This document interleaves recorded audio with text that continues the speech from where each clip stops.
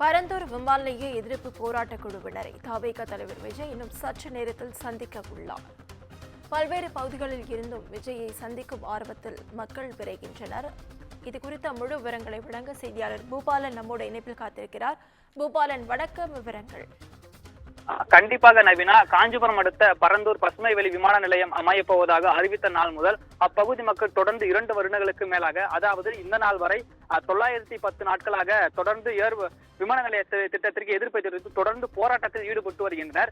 இந்த நிலையில் போராடக்கூடிய மக்களை ஆதரவு தெரிவிக்கும் வகையில் தமிழக வெற்றி கழகத்தின் தலைவர் விஜய் அவர்கள் இன்று மக்களை சந்தித்து ஆதரவு தெரிவிப்பதாக அறிவித்து அதையும் உறுதியாகி இன்றும் சற்று நேரத்தில் பகுதி மக்களை சந்திப்பதற்காக வர இருக்கிறார்.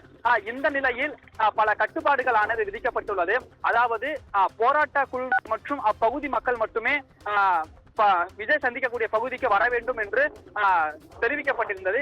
இருந்தாலும் கூட கட்சி நிர்வாகிகளும் கட்சி தொண்டர்களும் யாரும் வர வேண்டாம் என தமிழக வெற்றி கழகத்தின் சார்பாகவும் கேட்டுக் கொள்ளப்பட்டது.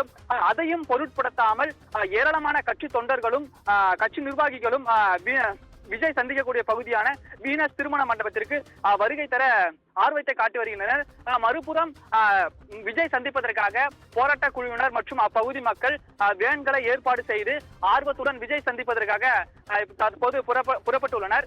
இந்த நிலையில் வரக்கூடாது என கூறியும் கட்சி தொண்டர்களும் நிர்வாகிகளும் ஆர்வத்தை காட்டி வருவதால் கண்ணந்தாங்கல் பகுதி என்று சொல்லக்கூடிய அந்த பகுதியில் ஏராளமானோர் கட்சி தொண்டர்களும் நிர்வாகிகளும் குவிந்துள்ளனர்.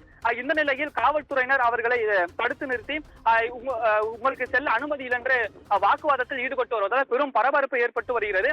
காவல்துறையினர் நீண்ட நேர பேச்சுவார்த்தையின் பிறகு அங்கிருந்து கட்சியினர் தற்போது வெளியாகி இருக்கின்றனர்.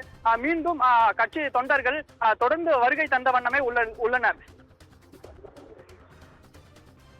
விவரங்களுக்கு நன்றி பூபாலன்.